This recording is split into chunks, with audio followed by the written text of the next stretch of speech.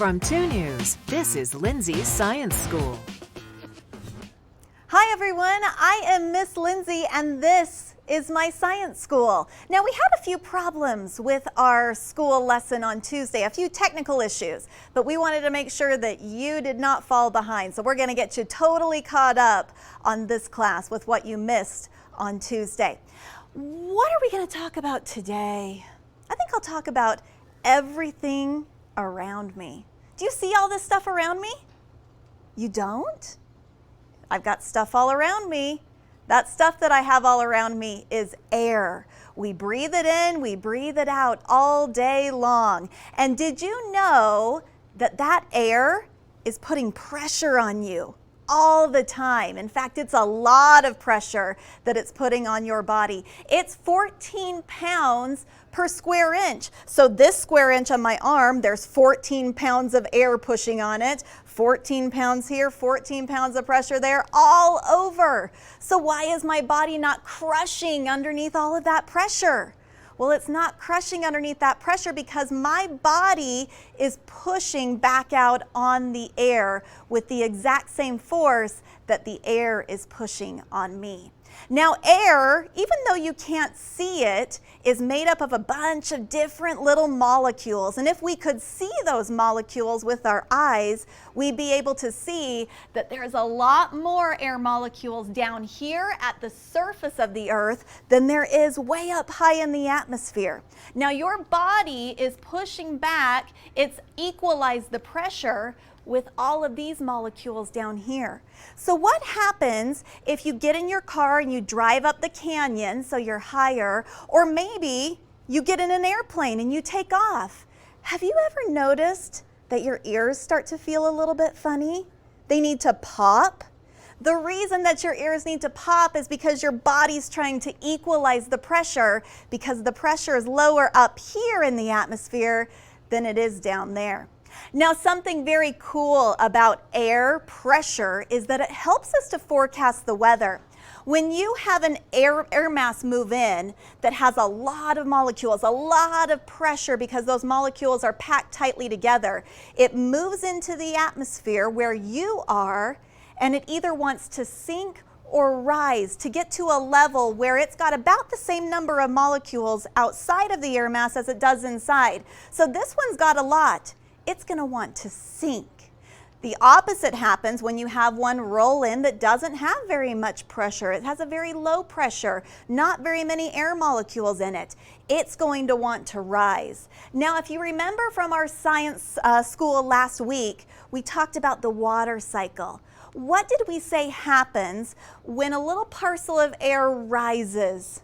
It starts to cool, and then the water vapor inside it condenses into a cloud, and then eventually that cloud can rain. So when you have low pressure move in, it wants to rise, and you've got a higher chance of seeing cloud cover and rain. The opposite happens when you have an air mass move in that has a higher pressure to it.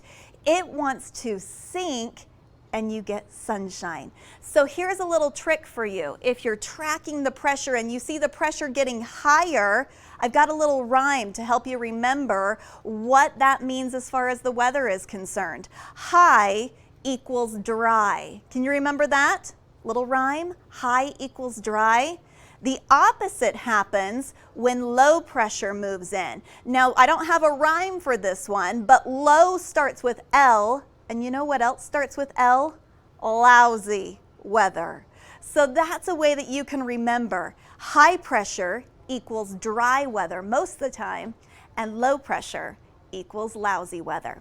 So let's go on over to the science desk. I want to introduce you to my friend, Mr. Ron, who is going to help me do a couple of science experiments here. The first science experiment we're going to do is going to teach you, or show you, prove to you that what I just taught you is correct, that air has pressure and it's very powerful. Now to do Hi, this... Miss Lindsay. Hello, Mr. Ron. Thank you for joining me today. Yeah, I should have brought an apple.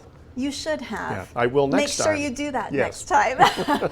Okay, so what Ron's going to help me with is we are going to do the same experiment we did last week where we made it rain through the cotton balls, but we're gonna add one extra step this time that will teach you a little bit about pressure and show you how strong air really can be. Also, I wanna mention that if you've got any questions for me, you can throw them into the comments of the Facebook Live, and we'll get to those at the end of the show. So right now, let's get started by doing this first experiment. Now, you'll remember from last week that we need a jar, we need some water, we need a plastic cup, some cotton balls, yep, right there, some blue food coloring. That's optional. You don't have to have the blue food coloring, but it does make it easier to see it raining down into the jar. And then you need a push pin, which is the last thing we've got.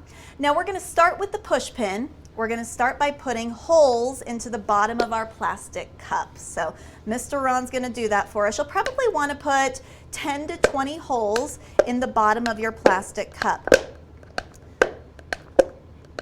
Good job, Ron. Using those muscles. There you go. Okay, so Ron's made a bunch of holes in the bottom of that cup. Next thing we want to do is we want to turn our water blue. So let's just put a few drops of food coloring inside our water. And I've just put the water in a measuring glass.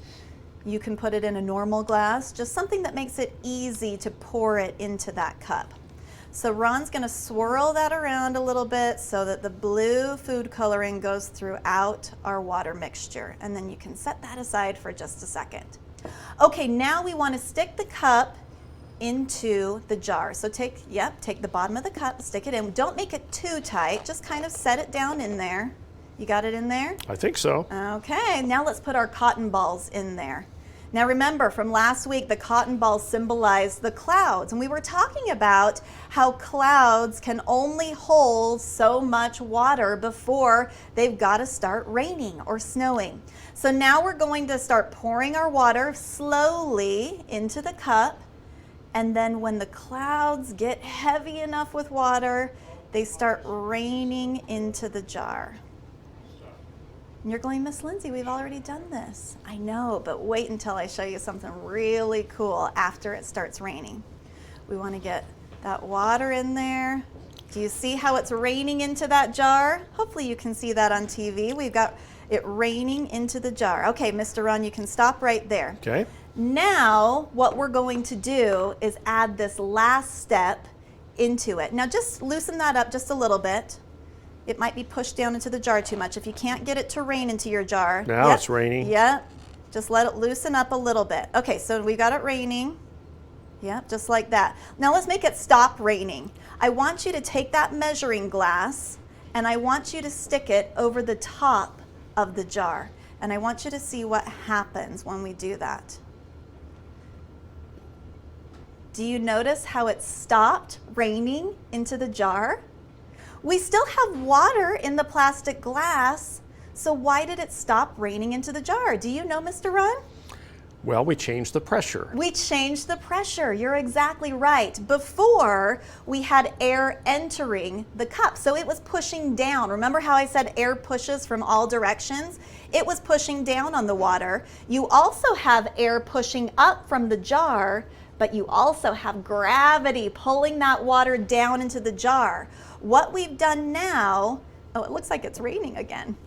I'm not sure why it started raining again. It stopped. There we go, now it stopped. Okay, so what's going on now that we've stopped air from entering the top of the plastic cup is that you still have gravity pulling that water down, but you've got the air pressure holding it up. And the pressure of the air is stronger than gravity. Because we don't have that air pushing in from the top, the air pressing up is holding that up into the cup. So we've created a little bit of a vacuum here, where it's lower pressure inside that plastic cup, higher pressure in the jar below, and that's pressing that water up. Okay, isn't that cool? That is cool. So that's our first experiment for the day. Second one is more of a project than an experiment. We are going to create a barometer. Now, what's a barometer? That's a really big word, right? A barometer is the instrument that we use to measure the pressure. Why do we want to measure the pressure? Because we've got to see if it's changing from high pressure to low pressure. Because remember, I told you that pressure tells us what the weather is going to do. High equals dry weather. Low means lousy weather. So we're going to create a barometer that you can use at home to help you forecast the weather depending on what the pressure is doing. So for this, you need a glass, okay? And you want the lid of the glass to be fairly small, okay? So something like this. Hopefully you can see that. Okay, I'm going to give that to Ron.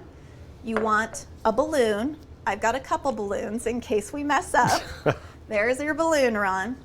You need a pencil and a straw, a marker, and a card, just a regular old index card, a needle. I've put this needle in a card because needles are sharp. We got to be really careful with this part, so parents might want to help with that needle part. We need some tape, we need a spool of thread, and we also need some scissors. Okay, so I'm going to give all this to Mr. Ron, and we're going to start making our barometer. The first thing that we want to do is we want to take our balloon and we want to cut it. We want to cut off the skinny part at the bottom, so we just have the fat part at the top. That's the only part of the balloon that we'll need. Now what Ron's going to do is he's going to stretch it over the top of the glass. Now why do you think we're doing this, Ron? Why are we stretching the balloon over the glass? No, we're trying to trap the air. We are trapping the air, that's right. It can't make it through the balloon, so that air is trapped in there. And even though it's trapped, oh, Mr. Kevin's going to come and help us. Kevin's got his safety hat on. He's prepared. Bob the builder's brother. Kevin the lab assistant. How about that? Oops. Oh, it can be kind of tricky to stretch it over.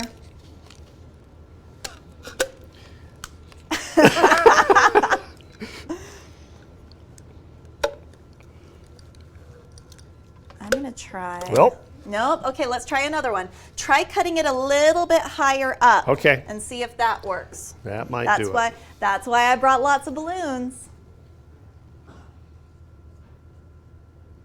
Okay, so he's going to try it a little bit higher and see if that makes it easier. Here comes lab assistant Kevin with his yellow hat. Actually, Kevin should probably be the one doing this. Kevin can do anything. He's pretty amazing. Okay, here we go. Start this side and come back. Pull it over. We got it that All right, time. teamwork. Oh! Oh, almost. Do you want to try another one? Yes. Okay, I mean, we are not going to give up on this. Let's try the third one. We'll get it. We'll get it. You got to do it's a fine line between cutting it high enough but leaving yourself enough balloon to stretch over the glass. And this is why you want the top of your glass to be a little bit small. It makes it easier to stretch that balloon over it. Class is going to go overtime today. That's okay. You got to have a little entertainment to go along with the lesson, right? You know, we need like some music. We can start dancing or something while we wait. I would lick my fingers, but we're not supposed to we're not supposed to do that. And I can try to do it too. My fingers are a little bit smaller, so smaller fingers work good for this. You know, the very first time we did look, it. now we have music to dance to. We can have a little science dance party. Okay. All right, we're going to try this one more time. Let's start on this side. It's going to work. I can feel it. Third time's the charm. Or maybe not. We're going to get this. We're going to get it. But see, this just... I think we got it. We did. Nice. Okay, so it takes a little bit of teamwork sometimes. Science takes teamwork. Science makes... that's teamwork true. makes the science work. How about that? Okay, the next thing we're going to do is we want to tape our needle onto our straw. So parents, you might want to help with this part because of course those needles are pretty sharp and they can poke those little fingers. So you'll want to take your needle. Oh, Ron's going to get his piece of tape ready. That's good. Good thinking there. He's going to take his straw and you're just going to tape it to the very end of the straw. Here? Nope, turn it. Yep, yep. But make sure that your needle's pointing the same way, parallel Parallel to your straw. There you go, just like that. and we're going to tape it. So just wrap your tape around the straw. Perfect. Oops. And then Crafting isn't my specialty, as you can tell. it's not mine either. Yep, then you just tape the needle on. So the needle's poking off of the end of the straw. This is what's going to basically be our pointer and let us know if the pressure is rising or falling. Okay, so Ron's I'm going to reinforce it. Oh, good thinking, good thinking. Double the tape on that one. Yep. Okay, so hopefully everybody can see that the needle's just coming right off of the end of the straw. Now we want to take the opposite end of the straw and we want to tape it to the top of the balloon. Yep, just lay it right across. Make sure that the end of the straw is in the middle of the balloon. Yep, just like that, Ron. Perfect. You did it. Okay, now we need to make our card that tells us whether the pressure is rising or lowering. So I've got a card here. If we can zoom in on it, hopefully you'll be able to see I've just written a big H at the top. They're going to zoom in on this, and an L down here, and that's high pressure and low pressure. And then I've drawn a few little lines that stretch up, and you'll want some of them to go diagonal up to the H, one to be straight, one to go down toward the L. Okay, so you're going to draw that. I'll just give this one to Ron. Thanks. Okay, what we're going to do now at this point is we're going to make the stand that this card is going to stand on. So that's why we need our spool. That's the base of the stand. Take our pencil and stick the pencil down into the spool. Yep, just like that. And now we want to tape the card to the pencil. But here's the important part: when you tape the card, you want that needle to point right at that center line. Good. Perfect. So that tells us where we need to tape that card. Do you want me to get you a couple pieces of tape, Ron? Sure. All right. Okay, so there's a couple of pieces of tape for you. Oops. Oops. That's some sticky tape. Here, I need So to he's just get going it in to the tape center. it. Yep, make sure it's right in the center. All right. And I'll explain why you want it to be right in the center in just a minute. Good job, Ron. You are a crafter, a science crafter. There's your other piece of tape for you if you need Thank a you. second one to reinforce. Okay, so we have built a barometer here. So what's going to happen is this balloon is going to get pushed on by the air pressure outside of the cup and inside the cup. So we've trapped air inside the cup. There's a certain number of molecules, air molecules, inside that cup. As the pressure, do you want to push it over to me, Ron, and I'll explain this to the kids. I'll be able to demonstrate it a little bit. This is a science experiment that you're going to have to watch over several days as the pressure changes. So if the pressure outside of the glass gets higher, that means high pressure is moving in. It's going to push down on the balloon like this, and look what our straw and our needle do. See how they point and tell us that it's high pressure moving in. And then if a low pressure system moves in, it's actually going to, the balloon will expand a little bit, and that's going to push our straw down, pointing toward the low pressure, indicating that lower pressure is moving in. And what does that mean, Ron? Well, I was going to means say L for Lindsay, but it's lousy. Lousy weather. So if it's pointing down toward the L, you know that lousy weather is coming our way. And if you see the straw rise and point toward the high pressure, high equals Dry. dry. You know that dry weather is coming our way. So this little contraption that we've made is going to help you to forecast the weather, just like I do. I look at the pressure changes each day to help me forecast the weather. Yeah. Pretty cool, huh? That is cool. You didn't know that air had pressure and was pushing on you, did ya? Not really. Now you feel really I could strong, use more right? than that 14 pounds right here. Just push press, in a little press bit more. It right Yeah. there. I think we could all use that. Absolutely. Okay, so let's take some of your questions. Let's have Ron pull up the Facebook Live, and we'll see if anybody's asked any questions. Of course, you can throw your child's name in there, even their age and the school if you want to, and we'll try to answer questions. Now, we don't have a ton of time left today, maybe just a few minutes, 3-4 minutes, to answer a few of your questions. Okay, let's see if we have, I guess I have to hit the play button. Oh yeah, we got a bunch of them here. Oh, good, okay. If a low pressure system Wow, listen Okay. to that. going to the All right, so Becky says it took 3 balloons because you had to match Ron's tie. Oh, That's good we needed observation. the purple balloon to match Ron's tie. I All right. like that. Janae, Jeff, let's see. This is a fun science project. I remember learning this in 5th grade. Oh, great. That's Okay. awesome. Janelle See, even says- the parents are remembering things they learned in school. Yeah, Janelle says this is awesome. Well, thank you. And let's see. Anne says we're watching with you, Okay, so no good. questions. Okay. We had a lot of questions the other day, so Yeah. maybe everybody's already asked their questions, and they're so smart now. They don't even have any questions to ask.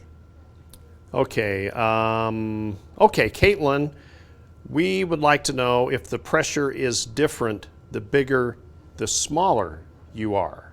No, it's not actually. Okay. No, it doesn't matter how big or how small you are. The air is always pressing on you at about 14 pounds per square inch all over your body. Can you imagine that? 14 pounds on every single inch of your body? That Why would is really it add up. 14? That's what it is. That's just how much air, how many air molecules, I should say, we've got down at the surface of the Earth. And again, as you go higher, if you go up in an airplane, the pressure's a lot lower up there. We have a lot less air molecules, and so the air isn't pressing on you at 14 pounds per square inch anymore. It's much less. And that's why your ears need to pop to equalize that pressure from inside your body to outside with the air pressure.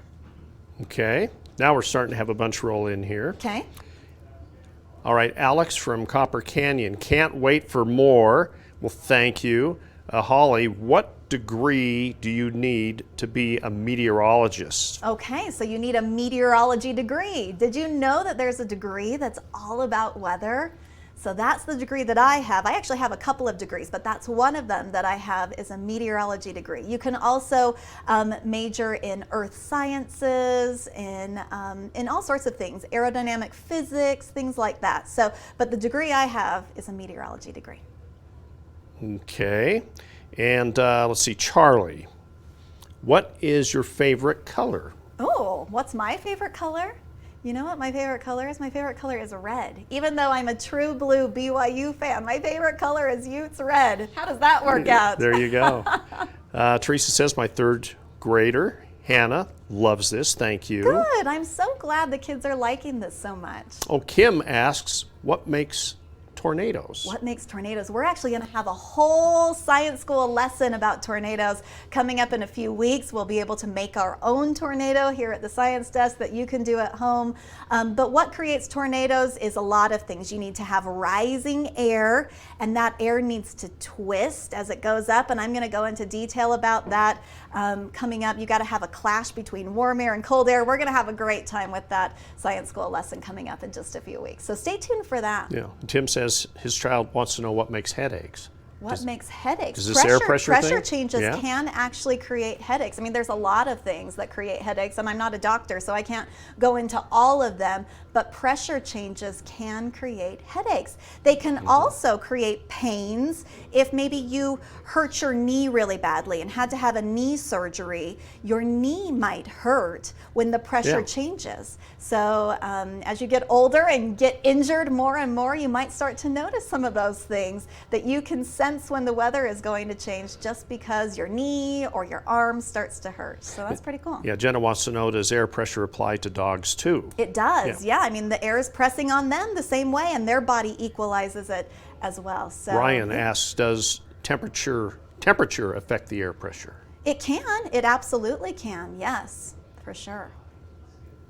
Okay, how does air pressure work with a tornado? That's from Lori. Oh, well, tornadoes can only form in extremely low pressure because that air's got to be rising so quickly. So, yeah, we'll talk more about that coming up in our science school lesson in a few weeks about tornadoes. Yeah, and Kathy says, my kids loved this lesson. Thank you. Good. I'm so glad. I'm glad you could tune in and do this fun couple of experiments with us so that we could show you just how strong air really is, even though you don't really notice it around you all that much. And so you guys can forecast the weather as well. Okay, I think we're out of time now. Let's show you what you need for the next science school lesson that's coming up on Tuesday. Now for this one, you need 4 cupcake liners, a needle or a pin, a ruler, 4 thumbtacks, a pencil, another spool of thread, a piece of cardboard that's at least 1 foot long, and you'll need a marker and some scissors. We're going to learn about wind next time. It's going to be really fun. And wind actually is related to pressure. So I'll explain why and how wind is created. And then we'll do a fun little project so that you can also watch the wind move as well. Hey, thank you so much for being with us. Thanks, Mr. Ron, for coming along. Well, thank you, Miss Lindsay. This was a lot of fun. Yeah. And I learned a lot today. Good. I'm so glad. We'll see you next time on Tuesday at 9:30 for Lindsay Science School.